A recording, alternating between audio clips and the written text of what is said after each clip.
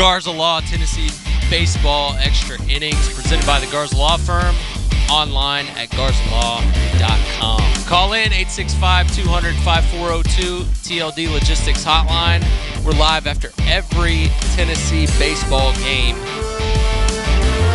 The baseball Vols were in Hoover today to take on the Alabama Crimson Tide. We're live at tclub.team, X Spaces, Twitch, and YouTube, wherever you are joining us. Thank you. I'm Will Heflin. We're going to jump right on in. The game quite literally just finished. Tennessee finally wraps it up. Looked like they were about to cap off a 16-6 run rule there in the bottom of the eighth. Stone Lawless, the pinch hitter, smokes one at the second baseman, ends up in a double play, and then Bama was able to show some fight there in the ninth. A couple good at-bats, 2 strike hits. So they make it look a little bit nicer, but Tennessee, 20 hits, 15 runs, 1 error, left 10 on base. But when you score 15 runs, you're going to leave runners on base. So that's just part of the deal there. We got a special guest for you today. Former Tennessee head baseball coach, current Johnson Royals head baseball coach, the man who brought me to Tennessee back in the day. Mr. Dave Serrano is going to hop on here with us shortly. Always some good insight from that man. He is kind enough to join us, so after the first break, we'll bring him right in. But just off the jump, it's hard to talk about the game without talking about the offense. There in the 6th inning, you put up a 5 spot. And I know what everybody's thinking. We all saw it, right? We all saw it. There was a little scare there for a second, but you know what? We're on here talking about a Tennessee baseball win, something that I haven't gotten to do since the Ole Miss game here on Garza Law Extra Innings. So I'm a little fired up, focused, and prepared, as Tony Basilio would say. But it's good to be with you here on this Wednesday. Looking ahead, Tennessee will play Texas at, right now says 4 o'clock tomorrow. That game was long. So Georgia and Oklahoma will play here in about 30, 45 minutes. And then if that game is timely in any way, then they will go ahead and play the Florida-Ole Miss game tonight. If this next one takes too long and it's, 11 o'clock, I don't know what they'll do. They've got some wiggle room in the new format with timing, so they may push that game to tomorrow, which would then push the Tennessee game back a time slot. So we'll see there. The first game tomorrow is supposed to be at noon. If anything changes, I imagine they'll move it up to like 10:30 Eastern because they're in Central Time over there. So we'll have to keep an eye on it. But we do know we play Texas. Tennessee is very, very likely to pitch Liam Doyle, Tennessee's ace, because if you were to win that game tomorrow, you wouldn't play Friday based on the current schedule. So you're not going to throw Liam Doyle Saturday. You're not going to hold him to Saturday and then make him pitch in a regional on short rest. So unless I hear otherwise, I'm assuming that Liam Doyle is going to throw tomorrow, which will be essentially his second straight outing with a chance to clinch a regional host spot. That's literally what's on the line for Tennessee tomorrow. I think if they win, they're probably a host, which is definitely something you want to do going into postseason. So a lot to look forward to, a lot to play for tomorrow. You're facing the guy you faced in the national championship, albeit in a different uniform, facing the Texas Longhorns, who are a lock for a top 8 seed, but you haven't played them this year, and they've kind of had an interesting path these last couple weeks as well. So I think Hoover is always important, but I don't know that there's been a game in Hoover or first 2 games in Hoover that have been more important for a Tony Vols baseball team. You want to talk to me, give me a call, 865-200-5402. Again, Dave Serrano is going to be on with us right after the first break. Let's go to the beginning of the game real quick. I want to give a little run through of the game, just kind of some things that I saw, specific guys. We'll start with Marcus Phillips. On short rest for the second straight week, first bolt to the game is 99. He retires the first 9 hitters he faced. He got Tennessee into the game, was phenomenal. on a little bit of a shorter stint than we'll normally see him, which was to be expected. I think the plan was, 1.5 time through the order, but he was cruising and none of those pitches were high stress, so they gave him a little extra run there. And Alabama did a good job of finally chasing him. But the biggest thing that I saw for Phillips was that changeup. Kind of something he had went away from to lefties, but got a couple swing and misses on it. And it really made me, kind of hate the guy because it was like 93, 94, and that's absurd for a changeup. But don't let the velocity fool you. That thing was diving out away from a left-handed hitter. So really interesting development there. A third out pitch for Marcus Phillips. He looked phenomenal in front of a ton of scouts. He's pretty much locked himself up to be a first-rounder at this point. Offensively, I don't know how you pitch to Andrew Fisher anymore. The guy's some kind of locked in. Gavin Keelan had a really nice day with some professional at-bats. When you have 20 hits, there's not too many guys that are going to have bad days, but everybody kind of contributed, and Reese Chapman getting a home run, man, he needed that. He absolutely needed that. And so Tennessee to string it together like that with a ton of singles. Now, they weren't just bleeders. They were absolutely smoked, but it was a lot of low, linear-type line drives. And so, just a phenomenal day from the offense. The elephant in the room is the error that let Alabama back into the game. Very unfortunate, kind of a weird play where you just don't ever really see that happen. There's kind of a cadence to an infield, right? And the ball was hit extremely hard to second base. You don't let the first baseman get to the bag. He turns around, and he just getting a call here. Let me ignore that. Lost my train of thought a little bit there. Doesn't let Fisher get to the bag, kind of jerks it when he realizes that, hey, maybe I shouldn't have let this thing go yet. And that was a big play in the game. But I think the word I want to use is pride. Tennessee shows pride. Tennessee shows fight. They responded to that adversity in a very big way, and I think that was something that everybody, not just the fan base, but the staff and everybody in that dugout really needed to see Tennessee do because, like I said, Hoover's important. Not only are you fighting for regional, but you're also fighting to kind of elevate the vibe a little bit as you head into postseason. But I think you can see, obviously, what's there in terms of a lineup and the potential to really make a deep run into Omaha. But you go in tomorrow, you didn't use Lloyd, you didn't use Snead. Feels very similar to where you were last week in Fayetteville. You're going into Game 2 with a real opportunity to do what you want to do, having headed to Hoover. And then you make it to Saturday, who knows what's going to happen because the other teams are going to play, and by that point it'll be the semifinals. So at that point it's house money, so go play and have fun. But I'm going to take a quick break. Be right back with you on the other side with former head coach Dave Serrano, a guy that I hold near and dear to my heart, and then we're going to take some calls on the TLD Logistics Hotline. Get you back to the action here momentarily. It's Garza Law Extra Innings, presented by Marcos Garza and your Garza Law firm. Online at garzalaw.com. Marcos and his team are your go-to law firm for a myriad of disciplines. When it comes to DUI defense, criminal defense, personal injury, Social Security, or disability, you want to deal with folks that are of, by, and for our community. People that you will see in Lindsey Nelson Stadium when the Vols are playing baseball the rest of the spring and into the summer. Treating clients like family. Don't you dare trust anybody else. Available 24/7 at garzalaw.com. Also presented by our friends at VIP Play. 200 leagues to wager on. All your favorite types of bets. The Eagle, ladies and gentlemen, in the state of Tennessee has landed, and the betting space will never be the same. Whether it's VIP Players Club sweepstakes offered monthly, whether it's Bet Assured in Tennessee or the VIP Guarantee,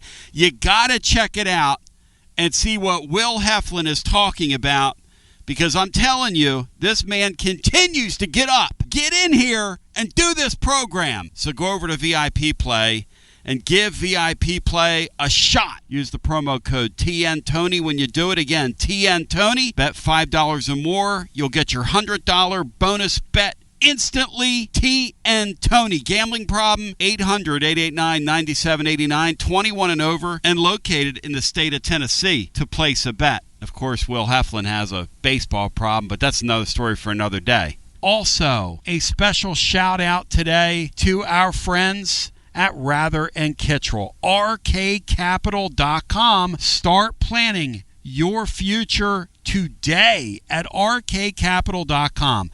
Personalized financial planning, disciplined investment strategy, ongoing guidance and partnership. RK Capital can help you in so many ways. And we're also presented by our friends at Calhoun's. Calhoun's, your taste of Tennessee. Leave the cooking to us all baseball season long. When you're getting together for your Tennessee watch parties, Calhoun's is a wonderful thing. When you want to grab something to or from the ballpark, it's always fresh. It's always going to be wonderful. It's available for pickup near you. And remember, Friday home games mean we're live, and we'll be with us some down at Calhoun's on the river. It's phenomenal. Like Hunter Ensley says, Calhoun's, we're champions feast. Or does he say we're champs feast? At any rate, it's the taste of Tennessee. Now let's get back to more on our TLD Logistics phone line. Online at tldlogistics.com. Load those phone lines up at 865-200-5402. That's 865-200-5402. Here he is. Ladies and gentlemen, here he is, Will Heflin.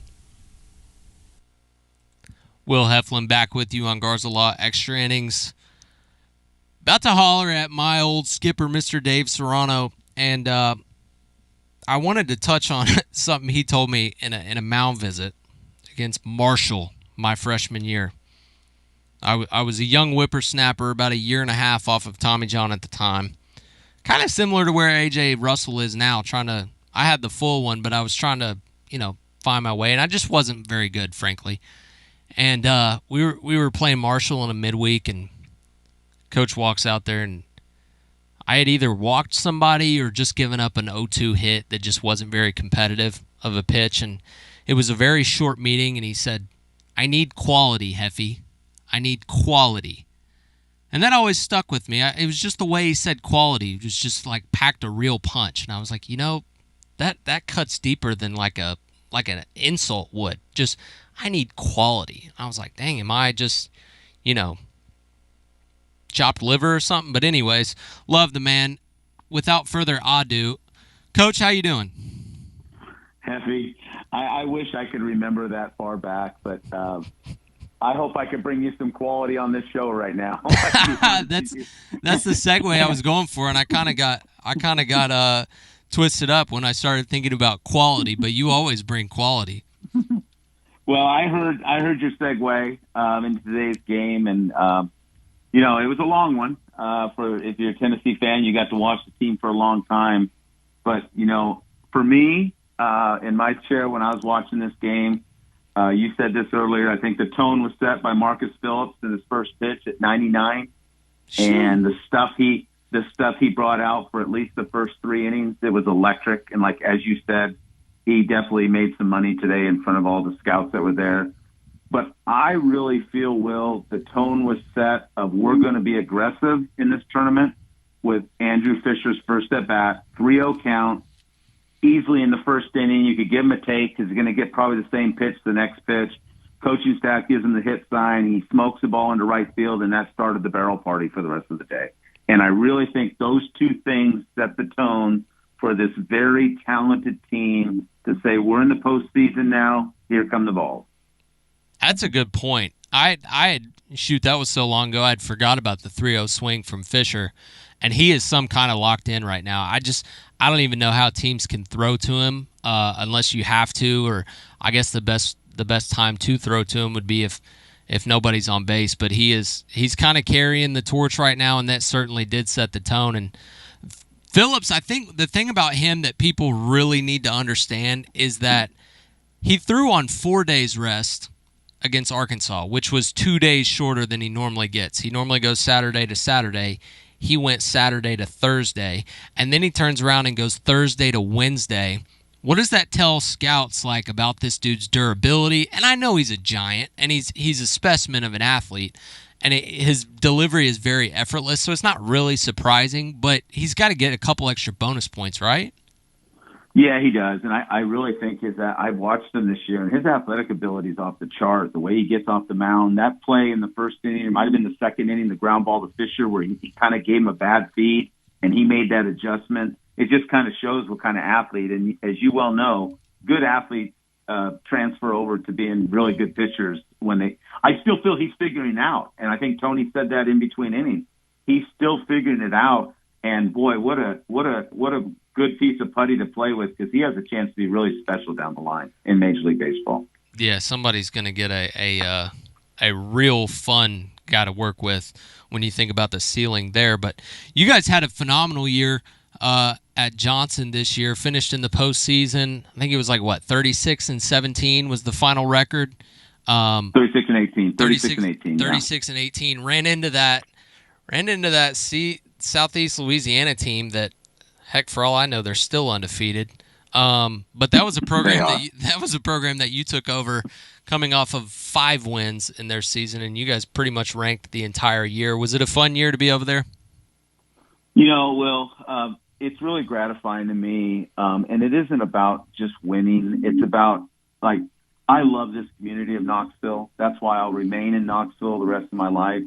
Even after I left Tennessee and I went back to California, I kept my ties here with my home. And it's just gratifying to me, because I came here in 2011 to do something special, and it didn't work out at Tennessee, and I couldn't be happier for Tony and his staff and that team and what they're doing. But to be able to do something in Knoxville and build a program, yet it's NAIA, and I don't want to discount that, it just makes me so happy to give opportunities to players that can't go Division I and can play at a beautiful campus in a beautiful community of Knoxville, Tennessee. Yeah, 100%. And it's cool to follow along. Everybody knows you certainly know ball. We're on Garza Law Extra Innings.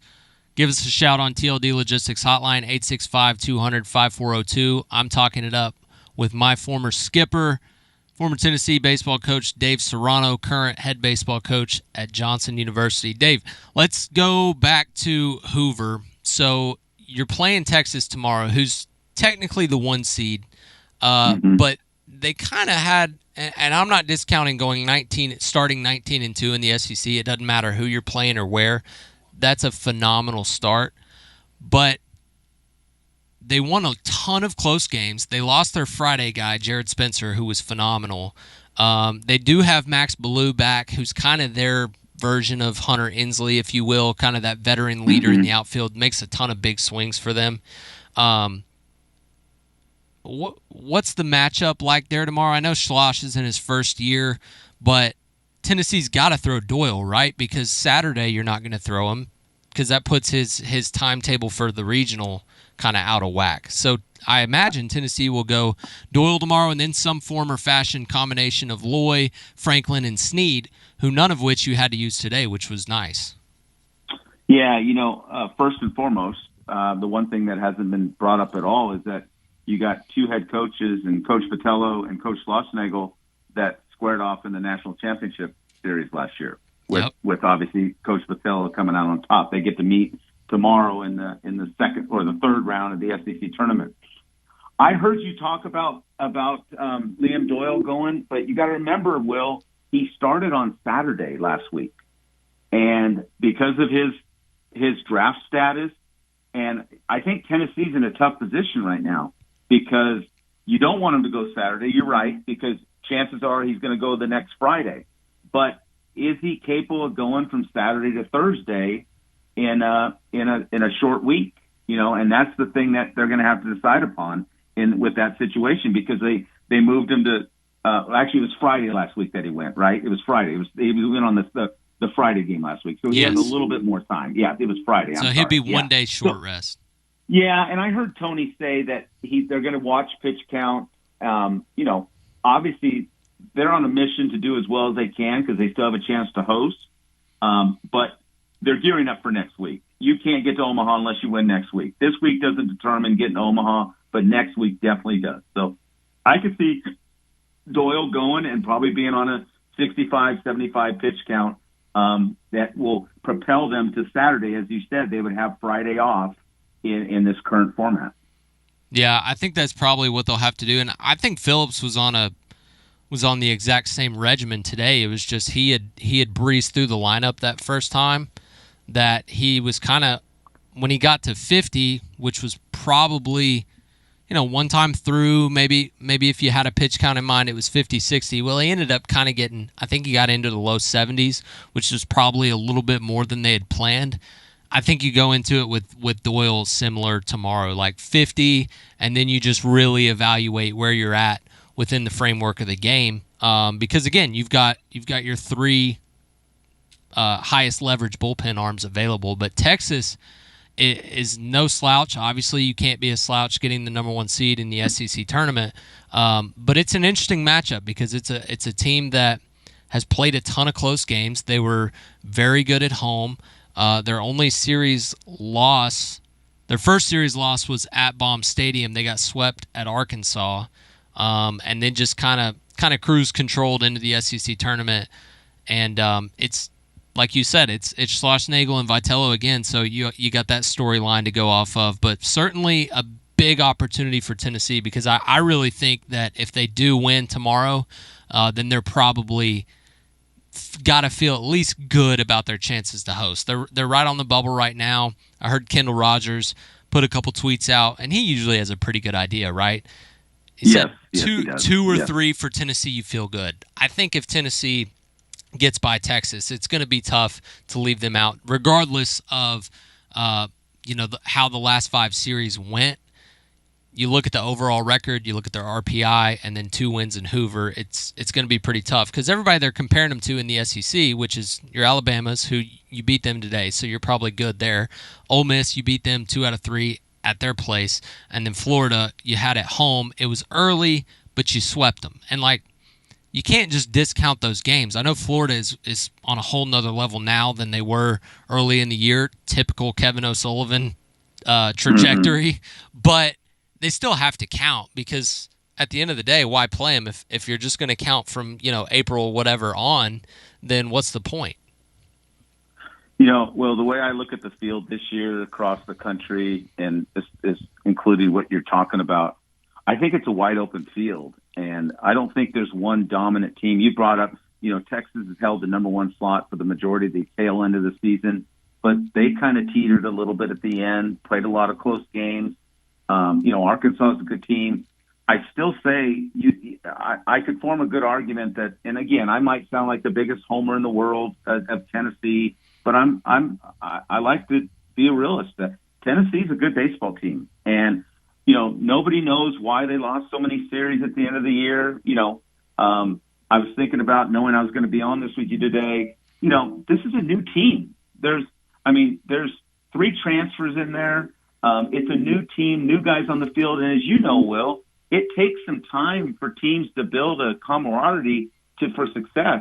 Last year's team, a lot of those guys were together for a long time together, and so they know the routines of each other. This team, I think, is still trying to find its stride, but I'm going to tell you, it's a talented team, and if they can get hot right now, they're a team that I like to be playing for a national championship again. Now, again, I've heard you talk about this too. There's some things that they need to continue to clean up, but who doesn't have to do that? Like, you look, and I know people are going to talk about the Dean Curley mistake, but look at the mistakes Alabama made today. They had two errors by LeBron at short. They had 3 wild pitches. The right fielder doesn't have his glasses on the fly ball down the right field line. Those all became major contributors to Tennessee's success, besides the fact they had 20 hits today. Yeah, when we're watching it through our orange tinted glasses, it's a lot easier to gloss over the other team's mistakes and really remember ours. It's a good point, and you ain't kidding about the field being wide open. Like, it's baseball, and it's wide open every year in this deal, but it's been roulette at the number 1 ranking and kind of throughout the rankings in general for the majority of the year. So I don't know that I've went into a postseason with a wider array of options of teams that I'm like, yeah, they could probably make a run. Usually there's 5 that you could pick. They're probably the favorites, and then there's a OU in 22 that gets hot and makes a run, or yeah, they were 2022. They kind of surprised some people. Well, Ole Miss surprised people that year too. That can always happen, but you typically have a couple, or at least one that you feel like is the best team.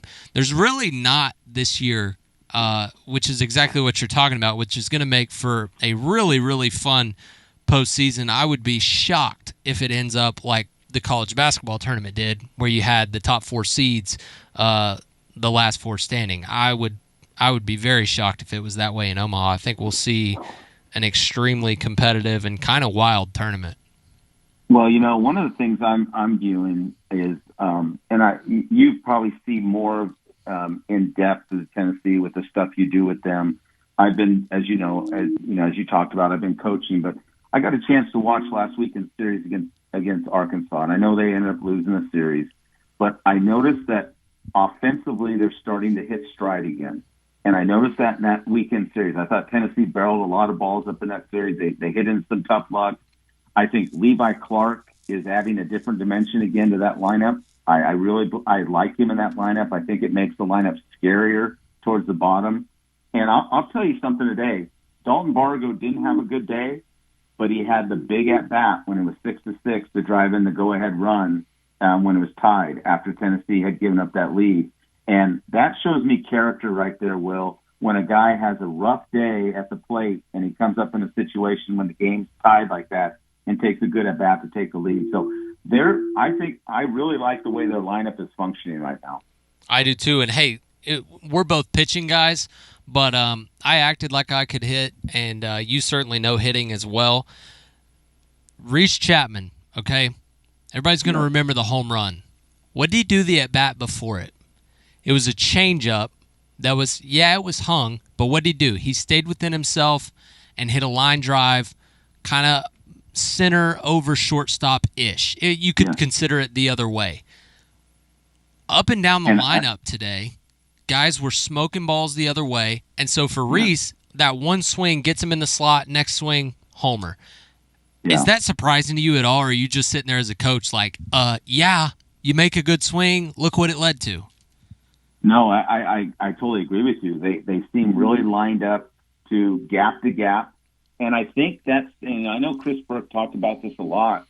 I hear all the other fans talk about the bandbox of Lindsey Nelson. Okay, but Tennessee sure functioned well in Omaha last year in that big ballpark. Tennessee sure functioned well today at Hoover, and those are big ballparks. And as Berkey kept talking about, those are parks that are fun to hit at because you seem like you have so much green in the outfield. And Tennessee wasn't pulling off balls. They were just hitting balls to the middle of the field. They got a lot of hits to the opposite field, and that's when I know an offense is really starting to click when they're doing that. And I agree with you. That's why Reese Chapman hit the home run in the next at-bat, because he stayed on the pitch the at-bat before, and he didn't get sloppy. And when you have quality like that, it leads to quality down the line. Absolutely. I think it was beautiful to see them use the whole field. And you're right, those alleys look massive, which is kind of nice as a pitcher when you have a big outfield because balls will hang up in the air and guys like Hunter Inslee can run up there underneath and catch them. But as a hitter, when you're hammering balls in the gaps, it feels like they got more room to drop, which sometimes Lindsey Nelson can definitely feel condensed.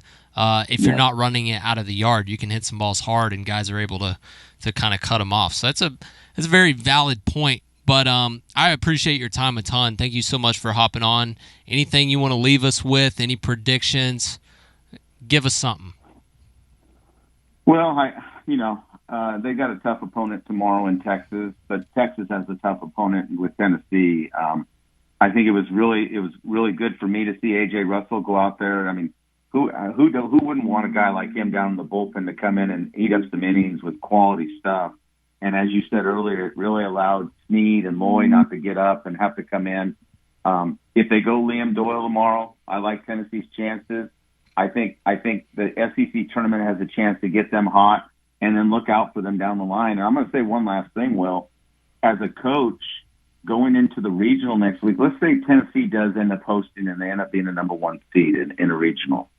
And if they host, they probably will be, with how Marcus Russell started the game today, if you're playing a 4 seed, Do you roll the dice and go Marcus on Friday and to save Liam for that 2 or 3 seed that you're going to play the next day?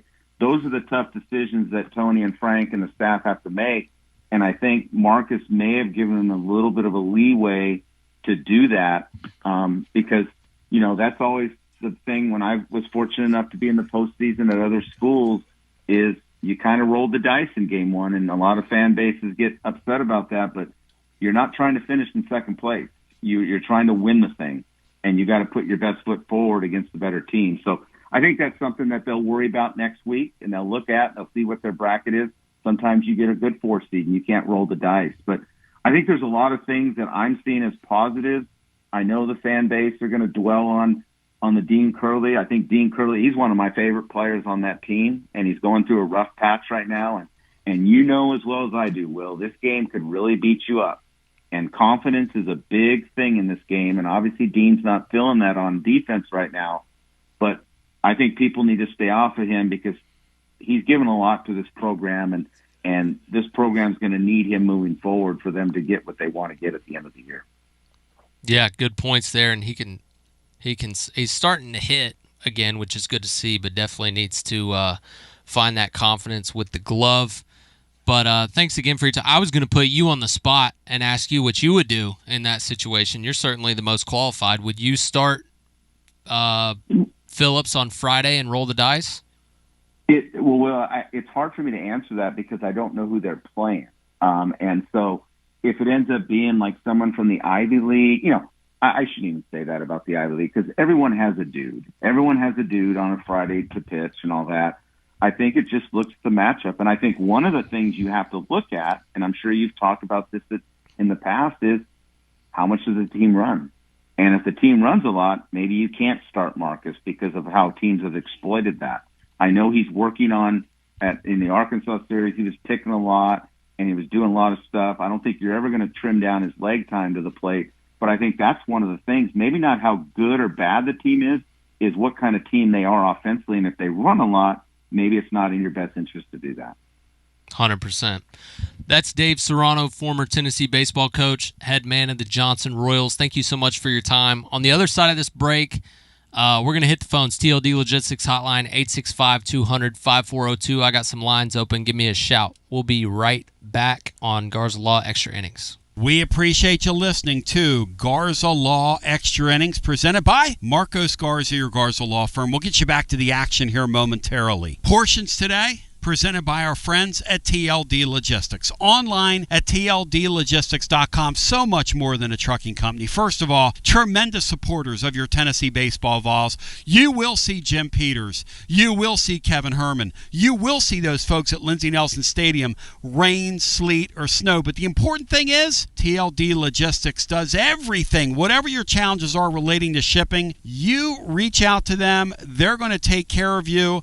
They even helped out the recent Super Bowl, trucking something across the country to them. They can do it for you. And if you are wanting to become an owner-operator, do we ever have an opportunity for you? Check out tldlogistics.com for more information. Also presented by our friends at Simpson's Meats. Simpson's Meats raises and sources their meat on farms, on pasture, on purpose, comfortably continuing a tradition that began in 1888 on Jim Simpson's farm. I'm talking about a beef brand built on quality. I'm talking about, you're going to pay a little more, but you're going to get what you pay for and then some. Steaks, burgers, sausages, roast, chicken. They also have a variety of local offerings at their butcher shop, from milk to honey to jams to eggs. You name it, they've got it. Stop by and taste the best from the Tennessee community. And if you want to buy in bulk, they sell half and quarter cows as well. Steaks make a great gift. Gift boxes available. Ship premium meats anywhere in the world at simpsonsmeats.com.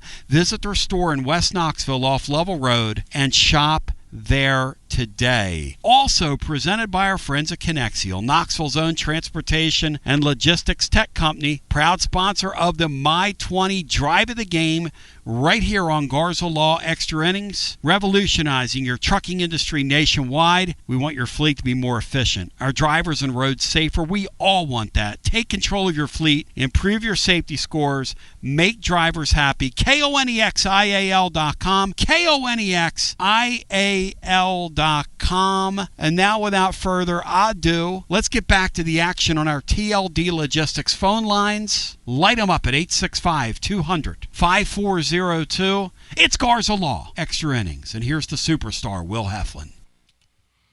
Garza Law, Extra Innings. Will Heflin back with you. That was Dave Serrano. Man, that man is smart. So smart. Near and dear to me. Gave me a shot. Love that man. He knows ball, too. About more than anybody. We're going to hit the phones here in a second. Please go, if this is your thing, VIP Play is live. You can use my code TNVIPS, all caps, TNVIPS. Bet $5, get $100 in bonus bets. We got every single league.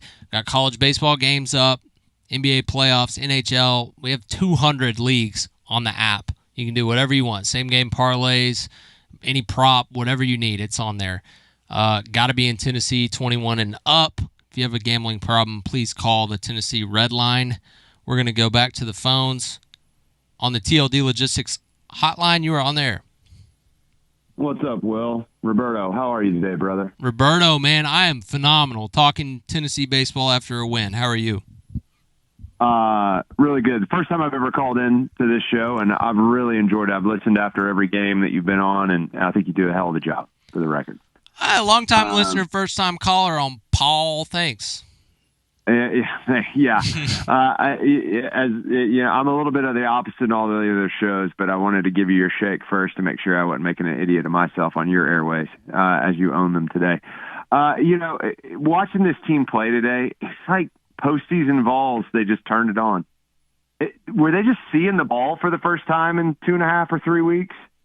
Man, they had like 40 hits. Pummeled the ball. They had a ton of hits at Arkansas, but today they were stringing them together. They were avoiding the double play, except for the 8th, which Stone Lawless actually smoked that ball just right to the guy. Yeah, he did. But there were so many long at bats. I think Alabama was almost at 180 pitches, which is insane considering they didn't even pitch in the 9th. They were pacing 200 pitches for the game, but Tennessee just wasn't giving anything away. Pitch 360.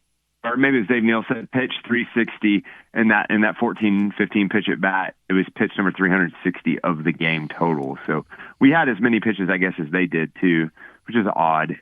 But my question to you is, as a pitcher, for me, the thing that stood out the most was that A.J. Russell actually got extended a little bit, and he looked pretty good. And for Tennessee's postseason hopes, that feels real good. Thoughts? Yeah. Mr. A.J. Russell is quite literally a horse of a different color. And anybody who's listened to me knows that I think he has the highest ceiling of anybody on that roster, pro-wise. And coming back from Tommy John is ridiculously hard. And the way he looks now, when you think about his timetable, the timeline that he's on, is unbelievable. The guy's an absolute freak, and he throws a fastball that guys don't really throw anymore. Everybody's trying to throw the four-seam up in the zone, and he's got that lower release. He can sink it. He can carry it.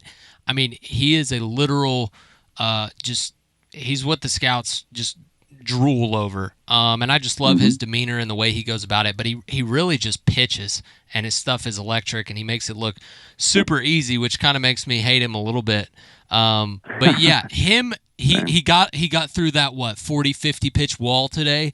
That was the biggest thing, because you didn't know when it was going to happen until it happens, right? That's how Tommy John is. Right. So that's a huge development, because when you're talking 60-70 pitches for AJ, that's another potentially 2 innings when you're talking about an outing. I think you can run him out there as a starter if you choose. You can use him leverage out of the bullpen. I think it's going to be hard to move him out of the bullpen. I agree. Just because you really need that. You need that with the way he's what Snead was last year right now, coming into this point. I mean, maybe not as dominant, but he's what Snead we're hoping will be this year is what A.J. Russell's becoming what Snead was last year. Do you agree with that? To maybe even give you a start late in the season? Yeah, I think they're similar in that they can give you length, they can give you leverage, right? And Snead can still be that guy for sure. He just, he's going through it a little bit these last couple of months, but very similar to what he did last year. And so maybe he has a good outing down in Hoover, which would likely be tomorrow. If not tomorrow, then that's probably a good thing. And you throw him Saturday, and get him rolling into the postseason. Because if you've got a combination of Arvidsson Lloyd from the left side, and you've got Russell's a hot Snead and Franklin feeling confident from the right side. Like I still love five Austin guys, Breedlove. I thought he pitched good the last 2 outings as well. I do too. I know he gave up the grand slam, but I like the way he looked the day before. And I'm a big believer in like baseball karma and juju, and that was the inning where we had the error and the balk, and it didn't matter if you put in Nolan Ryan right there; they were probably in the grand slam. So I gave him a hall pass. The grand slam he gave up was still a good pitch, in my opinion. Maybe I'm wrong. I mean, you pitched to the highest level, so but it didn't look bad to me per se. Yeah, it was just it was a breaking ball up. It wasn't great, but he was trying to get back into the count. And again, I think it doesn't matter. He could have been trying to spike it. I think the baseball gods were just gonna wheel that one up into the guy's barrel, regardless. But Roberto, I appreciate the call, man. It was good to talk to you. You certainly know ball. Yeah, man. Go Vols. Let's get one tomorrow and host. For sure. I mean, I think that's what today should have been, personally, and I'll leave you with that. Well, can't say I disagree with you, but a lot of people that know what's going on kind of behind the scenes more than us and maybe aren't quite as biased would say Vols need to win tomorrow. But we'll see. Let's go back. TLD Logistics Hotline, 865-200-5402. You're on the air. Hey, Will Sinclair here, watching you on YouTube, and you look good, my friend. Doing a great job. Thanks. I haven't shaved this week. I think it's the first time I've been rocking the beard on Extra Innings. You ought to think about it. It looks good with the, I don't know if it's a coyote hat or whatever that is. It's a wolf. Wolf? It's the whole a wolf. thing works for you. It's on theme with Tennessee. You know what I like about Wolves is they kind of have that savvy to them, and they're ruthless, but they go about their business in kind of a savvy way, and Tennessee definitely needed to do that today. So glad you caught my subliminal messaging. I'm picking up what you're laying down. Hey, my friend, you and Bobby talked about it just a second ago. A lot of positives. You got the bats come alive, and they've been trending that way. Even in the Arkansas series, we come out 1-2, but still the bats started talking. You got you get a nice, honestly, from Phillips when he was hot. He was really hot. AJ comes in here. Peebles is still kind of ascending. You got something from Reese, who's been a K machine here lately, but you get something from him. We're playing pretty well, but you know what?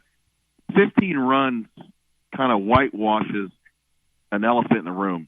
Yep. And we got to come on, man. We got to talk about it because it was silly before. Now it's just getting ridiculous. And we all know what I'm talking about. And I get Tony V. He's my guy. I love him. The best in America. But you can't hide that glove anymore. And you can't hide those yips. And we put 15 runs up, but you know it. If there weren't 15 runs, we'd be talking about something totally different here. And it's nut cutting time, man.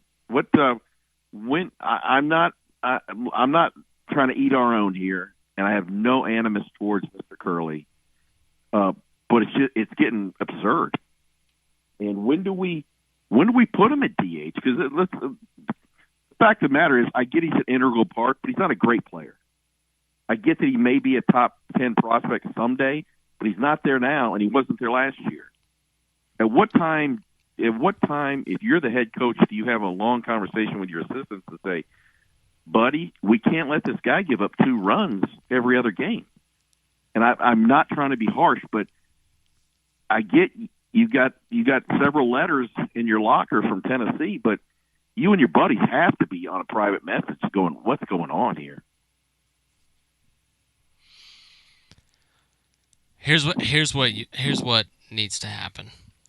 And I wasn't trying to beat around the bush. I was just going to let somebody bring it up. So you decided to have the stomach to do it. So we'll talk about it. I don't think you change the lineup at all, and you don't have to.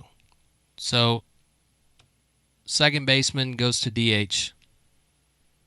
Third baseman slides to second, which is Manny. Bargo comes in from left. Levi goes from DH to left field. So you're switching Levi with your second baseman and shifting everybody around. Because Bargo can play a solid third. Manny is really solid wherever you put him with the glove. So he moves to second. And you just leave Gavin at short. I think he's been solid there for the most part. Fisher stays at first. And then the outfield, the only difference is Bargo has moved in, so Levi goes to left. That's what I would do. I don't think you have a choice at this point to do anything different. I know Tony is as loyal as they come, and the guy played shortstop for you when you won a national championship, but he made those plays last year. He didn't do anything spectacular in the field, right? Last year he didn't. But all we needed out of him last year was to make the plays in front of you, and he did that. But we are so far away from that now, and he's not doing that you cannot let your love and appreciation for what he did last year affect your postseason run this year. Because, and you're right, winning cures all, right? So you get 20 hits, you score 15 runs, everybody feels great. But could you imagine how this show would be going right now had that game ended 6-5, Alabama, or something like that? Like, we would be on here absolutely miserable and talking ourselves in circles. And so you feel fortunate that the team, and you know, also that makes you, that turned into a positive, right? The team, including him, he had 2 hits after that, picked themselves up off the mat after basically letting Bama, I mean, it was 5-1 at the beginning of that inning. I think Bama had earned one of those runs. So really you're looking at 5-2, should have been. And then Tennessee really would have just went on to run rule them, all things being the same with how they hit. And it just didn't turn out that way. So, yeah, that's what I would do. Would you do anything different? Is there somebody you would slide in off the bench? I don't think you can take Levi out of the lineup. I mean, the guy is literally blossoming right in front of our eyes. He looks like a damn baby Mike Honcho out there. No, I agree with you. He's, at a time, Nega Dave last week was trumpeting Abernathy, and I can see that. But that's Dave's guy. Clark Nega Dave. Yeah, Clark gives you so much right now. Yeah. The only guy is, is the only thing about your lineup, and it's not awful. In fact, it's a great solution. But Bargo's had some problems at third here lately. I mean, I think he had a game with 2 errors in one game. He's had his throws are inconsistent, but I can live with that because even though his bat was quiet today, he's had a very productive year. Been, if not one of the most consistent guys we've had, and I just appreciate you keeping it real because, again, I don't want a pound of flesh from Dean Curley. He seems like a fantastic kid. I wish him. I hope he's a major leaguer in 2 or 3 years. But right now, it's almost not even fair to him because you're right. If we lose that game today, it's pitchforks and torches around Knoxville, and he's the poster boy for that, and he doesn't deserve that. So I hope Tony kind of takes that out of his hand and we move forward. But ended on a positive note, 20 runs on those mouth breathers, almost run rule them at the end.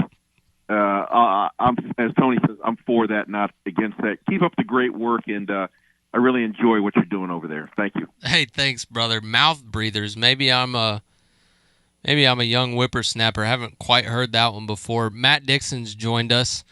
Matt, I may be too young, or maybe I just haven't heard that one before, but it makes me think of so mouth tape is getting very popular right now for people to sleep in. It's supposed to help you. So you put some tape over your mouth. You can get them for like $10 on Amazon, and they actually I've used them some. I sleep great when I wear mouth tape, but if you're a mouth breather, then I guess that's an insult. But Matt Dixon, what'd you see today, brother? How are you doing? I'm doing great. Glad to be on here after a win, finally. I saw the bats that continued to showed progress the last couple of weeks, really showed up today, and you actually found a way to produce a bunch of runs from it. We've talked all year about how this team will string together 2 or 3 hits with 2 outs and then leave guys on. Today, you were getting guys on base early and often and driving them home for the most part. Just really good, just top to bottom. The whole lineup was great. It's by far your best offensive day against an SEC opponent. And then, Phillips was good through the lineup and AJ stretching him out more. Another really, really good sign. So maybe this team's kind of rounding into peaking right about this time, which would be a scary proposition for everybody else. Yeah, no doubt. And even if you don't win tomorrow, I think this was an important win to get, so you didn't get down there, play one game, and then have to go home. Like, you're at least into the thing. And that's a great point about the 2 outs, because even when they didn't get guys on early, and I'm thinking about the first response after that nightmare inning, you had nobody on, 2 out, and then I believe it was Levi Clark and Peebles had 2 straight 2-out singles, and in between those was a pass ball, and you scored a run when you had nothing going before 2 outs. So really impressive there to kind of immediately punch back and get a run back in that deal. But yeah, there was a lot of positive to take away, and certainly gives you some reason to be confident going into tomorrow.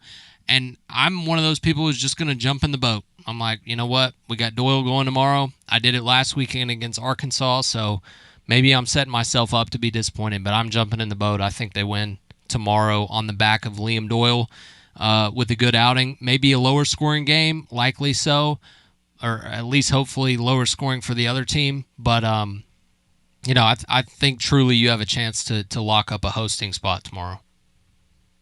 Yeah, absolutely. And you do kind of have to wonder what Texas is playing for. I think they might have the number 1 overall seed locked up based on just how great they were the first 3/4 of the season. So, I think, if I'm not mistaken, Schlossnagel's teams at A&M, took Hoover serious and typically won a few games down there. So I don't know if they'd mail it in like some of those South Carolina teams back in the day did, but it'll be interesting to see what Texas does to counter Tennessee going with Doyle. So, but yeah, I think if Tennessee wins that, they almost certainly lock up a host spot, which is kind of the goal for going down there this week. Yeah, 100%. Let's go back to the phones. TLD Logistics Hotline, you are on the air.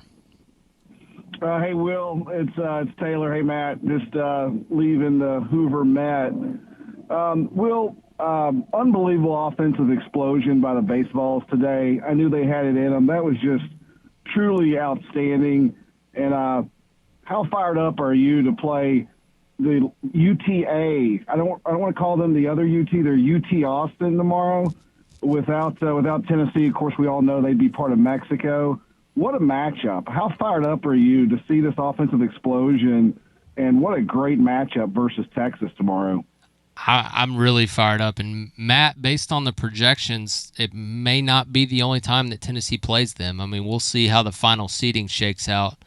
But some of those projections as of Sunday from D1 Baseball and some other sites had Tennessee either the 2 seed in the regional across from the Austin regional, or if Tennessee were to get the 16 seed, then they may end up playing Texas if Texas is able to get the number 1 seed. But we'll see how LSU and some other teams near the top do, and see who ultimately gets that 1 seed. But I just think it's fun to match up against Jim Schlossnagel, who's one of the best coaches in the country, and he's at a new program, and it's Texas' first time in Hoover, so you might as well welcome them very unfriendly, if you will.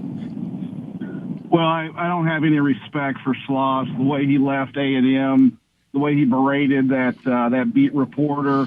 And frankly, I'm offended by the fact that he said winning the SEC is harder than winning Omaha. We all know that's a bunch of BS, and that's coming from somebody who's never won a national championship, and it's insulting, and I hope Tennessee lays a 10 spot on them. But, hey, Will, on the way out, quick question for you. The pressure on these D1 athletes is enormous, right? They've got a ton of pressure, whether it's their draft year or not. It's just the pressure of being in the spotlight, playing on not arguably, a top 10 national power year in, year out. And now everything's televised. What outlets do these players have to reduce stress? And I guess where I'm going, I think back years ago, John Smoltz, I know I'm dating myself, he had some challenges and he got hooked up with a sports psychologist and he changed his performance, drastically improved it. And I just worry about these kids. I can see some of their body language when they're scuffling. And I know the pressure is enormous. I know social media is not kind, and I hate that. But would love to hear what type of resources they have to get their head straight and try to not let this pressure get to them, because I know it's a boiling point. Yeah, there's definitely resources, and they have the Tennessee Athletic Department has an in-house person that's certified to handle that kind of stuff. I guess they're a sports psychiatrist, if you will, but that was never really my cup of tea. I tended to believe the more I thought, the more complicated I made things, and I was always one who was able to keep things in perspective. But I've seen guys use stuff like that and really change their game. I know Evan Longoria was a good example of that. He was kind of one of the first guys to go out and get a mental game coach, and I know it's big in the golf game now. But are you going to the game again tomorrow? Are you going to be boots on the ground there at the Met again? Yeah, I wouldn't miss it, Will. There's no way I'd miss that. It's a matchup for the ages. Yeah, it's going to be a good one. I think you're probably talking about the most historic college baseball program in Texas, because large part Augie Garrido, one of the best of all time, and then the best program over the last 5 years in defending national champs and also defending SEC champs. So Tennessee has another day to wear that belt at least, but it'll be a good one. And I know a lot of our fans are excited to kind of get after them and Coach Slosh over there. But Matt, what's your thoughts on the whole deal with this day and age? And man, I really appreciate the call. This day and age, these athletes, they got more on social media now, which I had that, but I didn't have the NIL stuff, and I think it's added another level because they feel closer to what a professional feels, knowing that they're making money, and the game has grown so much in popularity, and Tennessee, more specifically, is so much more under the microscope than they ever have been as a baseball program. So what's your thoughts on that? You think they need to deal with that better? Like you're getting paid, you chose to come here, like you need to perform, or do you kind of feel for them a little bit? No, I definitely feel for him a little bit, but it does kind of come with the territory now, as much as I kind of dislike that. And with social media being as prevalent as it is, I'm sure people DM and send tweets to athletes during games, even just voicing their frustrations. But hopefully teams have people in place to help with that, because it's obviously a real issue. And then you have just the real dumbass fans that take it way over the top. Which I don't think you should ever tweet athletes, and you should definitely never tweet athletes just negative stuff all the time. What good does that do besides just venting frustration out on your own? But it's unfortunate that it's kind of the day and age we're in now, with every game being televised. I guess when you played, you could probably stream every game. At least it was right when that kind of started, and now a bunch of games are on TV, so you have a lot more eyeballs on you, and obviously Tennessee being a premier program now, it's they're going to get a lot of attention. So I do feel for a guy like Curley. He's obviously going through it, and I'm sure he's harder on himself than anybody else is, but it's hard to stay positive when you're constantly going through it, and in the event he sees a bunch of social media stuff, that's obviously not good either. Yeah, I would definitely, if I could offer any piece of advice to him, the only thing that I would say is don't go look at it. Um, so I think it's kind of one of those deals where you chose, you know what you signed up for, so deal with it. Maybe that's too harsh, but also it's a results based league. It is not, the SEC is not for the light at heart. And to quote the great Chad Cheese Dallas, former Friday guy for Tennessee when I was there, he would say when we would show up to opposing ballparks or to Hoover or even to our own, before we'd walk out of our own locker room before a game, he would say, if you're scared, get a dog. And so I guess that's my mentality too, is like, if you're scared, stay on the bus. I'm not saying anybody's scared. We're talking in generalities here. But let's get back to the phones real quick, and then we'll take one final break. Matt Dixon, thanks so much for hopping on with us. TLD Logistics Hotline, you're on the air. Hey, Happen. How you doing, man? Good. How are you? I'm good, brother. Great win overall. I'm great to see the offense produce today. You got to love that in the tournament. Mm-hmm. I'm going to get ahead of myself just because I like doing it, I guess. I've loved what I've seen out of Marcus Phillips the past two outings. I mean, the guy is showing what he's made of, stepping up. I called in probably a couple weeks ago about this, again, getting ahead of myself. But, we're in this situation where we could be the 1 seed, could be the 2 seed, could host, could not. Phillips has gone what you would consider maybe 2 weeks in a row, starting off what you could call the series or the sequence of games. Getting to the regional, even if we are a 2 seed, and depending on how Doyle does tomorrow, I know it's probably just going to be a matchup thing, but how do you feel about Phillips going on Friday next week in the regional, just based off what you've seen? And like I said, I know it might just be a matchup thing, but what are your thoughts on it today? I would do it regardless. Regardless of a 1 or 2 seed? Yeah, if we're playing a 3 or a 4, I would throw Phillips first. Matt Dixon, what would you do? Is it matchup dependent for you? I lean that way too, because ultimately that 1-0 game is really going to be for the region title, and then be incredible to have Doyle on the mound then. But I do think it has to be a little matchup based on who the opponent is. But I think if you're a 1 seed and you're hosting, I definitely think you throw Phillips that first game, and just roll with it. And if you're the 2 and you're playing a 3, it kind of does depend. Maybe you get a team that steals a lot of bases, and you might be able to. But I would lean towards using Phillips in game 1 and saving Doyle for that second game. Yeah, the dude's been elite. I mean, nothing short of elite the past 2 weeks. He's an absolute dog. Second question, real quick. Curley's sophomore, right? True sophomore? Yeah, but he's draft eligible. Exactly. And that's what I was going to go at. You got a ton of scouts there in the stands today, and you got to feel for the guy. He came in as an All-American, and he's a great player. Hell, he's the starting shortstop for the national championship team last year. Hasn't had the year he probably wanted.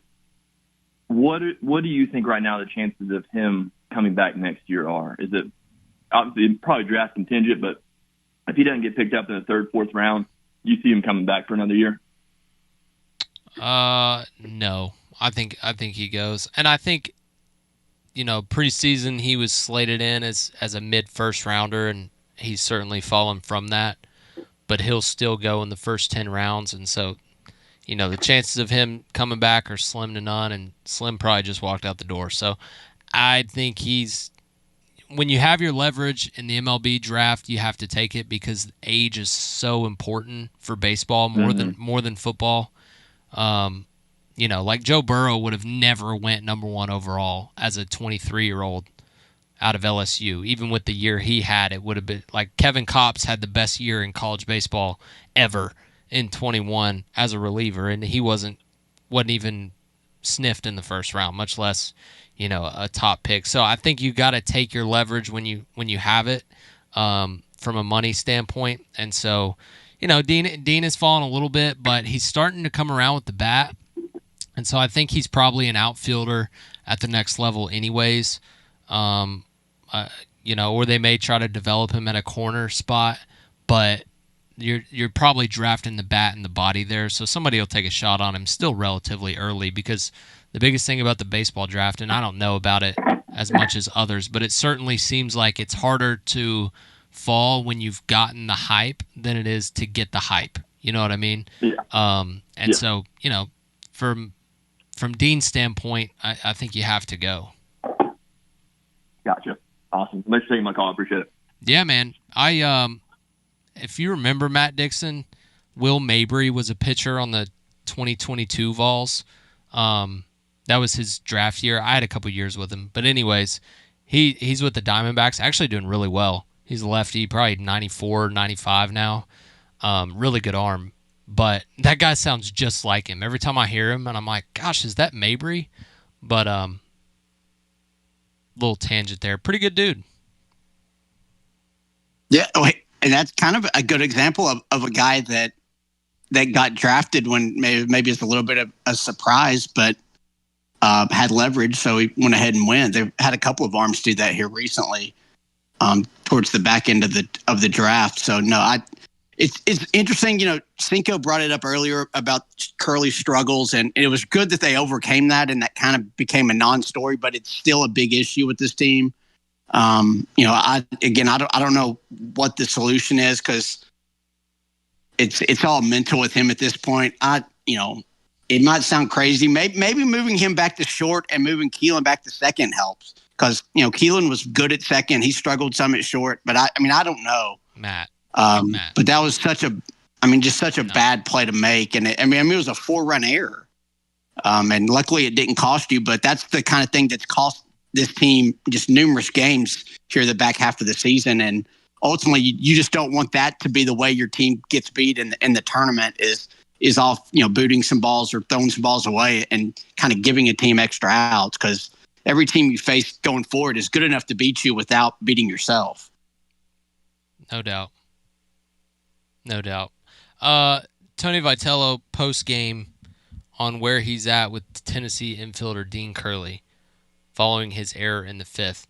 I'm good with it, ride or die, with anything on or off the field with that guy. So I think that makes it pretty clear, but absolutely not in regards to your comments about moving him back to short. No, it's fair. No, yeah. I'm not trying to be mean. It sounds crazy, but I just don't know what the answer is there, because he's struggled everywhere they put him, unfortunately, and it's such a mental block. He almost got the yips from second now. Yeah. Once you've moved him there, that's the shortest throw you can make on the infield. So the only other option would be first base or the outfield or DH. So it sounds like he's going to be at second, which at this point we just need to deal with and hope he gets through it, is the nicest way that I can put it. But we'll be back right after this quick break. We got some lines open on the TLD Logistics Hotline, 865-200-5402. This is Garza Law Extra Innings. I am VIP Play Will Heflin, code TNVIPS. We'll be right back with you. We're going to preview Texas a little bit more and talk to you guys about whatever it is that you saw today. If there's anything else that we need to touch on, be right back. To Garza Law, Extra Innings momentarily. I do want to remind you, portions presented by our friends at Performance Medicine. Take control of your wellness, personalized health solutions that fit your lifestyle. You will be so glad that you got out of the rat race and the way you understand healthcare right now, because that's exactly what Dr. Rogers did several years ago. Comprehensive proactive solutions empowering you to achieve optimal health on your term. If you're tired of feeling drained of energy, you're struggling with your weight goals, maybe you dream of radiant skin, maybe you're hoping to start a family, say goodbye to cookie cutter healthcare. PerformanceMedicine.net for more. Check out their YouTube channel at Performance Medicine. Also presented by our friends, my friends and your friends at Alumni Hall. Listen up, baseball fans. Step up to the plate. New gear from Alumni Hall. Don't you dare swing and miss by shopping elsewhere. Alumni Hall absolutely has you covered. You can shop in their 3 Knoxville locations, where you'll see the best selection, The top brands for you to choose from all season long. They also have a shop in Bristol, one in Murfreesboro, and for you listening to us around the world, they're online anywhere in the world and available to you at alumnihall.com. The ultimate Tennessee shopping destination is Alumni Hall. And a special shout out to our friends at Dos Equis. Celebrate another successful Tennessee baseball run all season long by going for Dos, Tony Vols. I'm talking about Dos Equis. Lager Especial, a golden Pilsner stout made from the choice of hops, balanced composition, smooth, clean finish. Party guest always invited, never overstays as welcome. Nuanced blend of malts and earth tones, flavorful yet light tasting and smooth. Balanced composition, clean finish. That, my friends, is Dos Equis Cervezas Mexicanas 2025, White Plains, New York. Now let's burn up those TLD Logistics phone lines and get you back to the superstar. I'm talking about the host with the most. I'm talking about superstar Will Heflin. It's Garza Law, extra innings, Tennessee baseball style. Hit it, Will. Will Heflin back with you for the final segment of Garza Law Extra Innings. Hey, we're going to be with you after every single Tennessee baseball game from here on out. So after Texas tomorrow, win or lose, I will be back with you.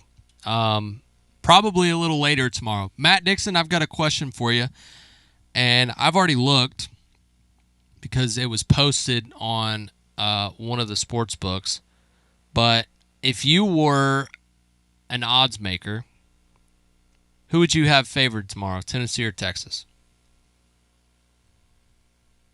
I would lean Texas, but if announcing Doyle's going, he has been announced he's going. Yeah, so I might make Tennessee a slight favorite, only because Doyle's starting. But it'd be pretty close. It'd be Texas. With anybody else on the mound for Tennessee.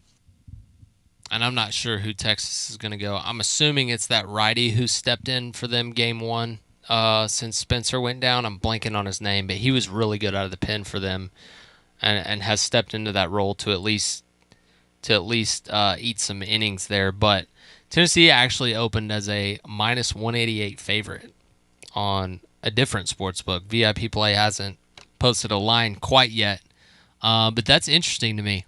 Minus 188 when you're the 8 seed against the 1 seed. It reminds me of the 8 seed Ohio State against number 1 seed Oregon in the college football playoff. So hopefully that game goes the same way tomorrow. Yeah. That is a little surprising that it's Tennessee's that much of a favorite, but that's I guess the Liam Doyle factor there. It is, and kind of a bounce. And Ruger Rojas is the guy you're talking about who has kind of struggled here down the stretch, but was kind of their bullpen arm, top bullpen guy, and obviously became a starter there kind of midway through the year. I guess that's who they pitch. I don't know. I just hope we don't see that the freshman Volantis come in. They need to give him the day off. You will see him if Texas is tied or has a lead late. Or down 1 and they think they got a chance to get back into it. I mean, he was the SEC Freshman Pitcher of the Year, yeah? Yeah, I'd prefer not to see him because he's really, really good. So He's a beast. Rojas, I think there's an I in there. I don't know if you actually pronounce it. So if I was going to call their game, I would need to figure out how to say his name correctly. So my apologies. I don't mean any offense by it. Mr. Ruger, he is a pitchability guy. He's got good, he's like 93, 94, which I guess everybody is now.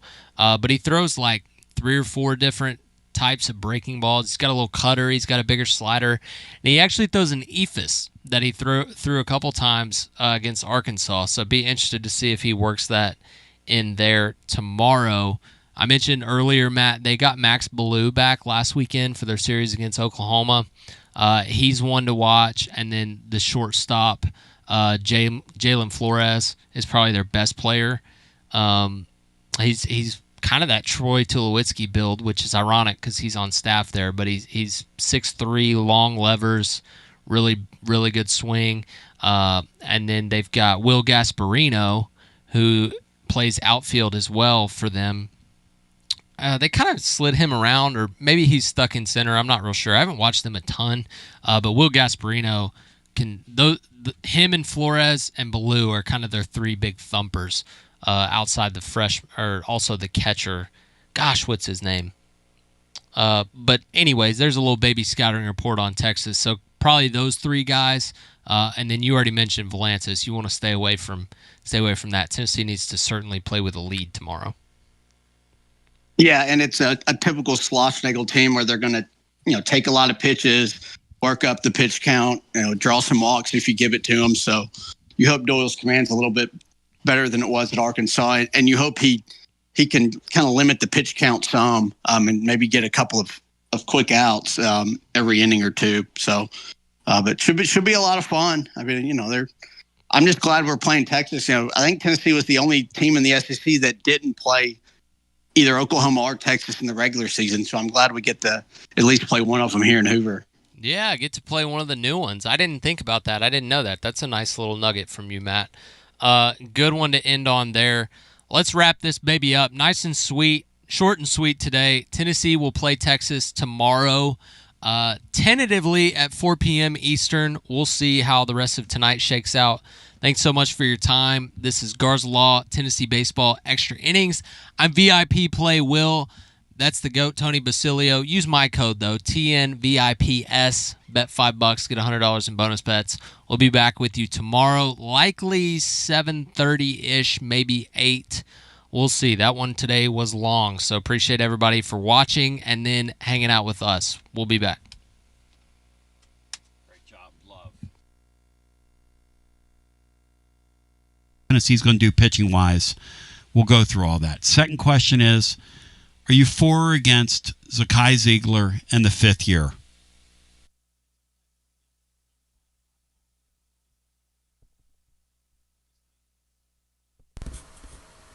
Great job, Willie. Thanks, brother. Tennessee baseball game. Baseball Vols were in Hoover today to take on the Alabama Crimson Tide. We're live at tclub.team, X Spaces, Twitch, and YouTube, wherever you are joining us. Thank you. I'm Will Heflin. We're going to jump right on in. The game quite literally just finished.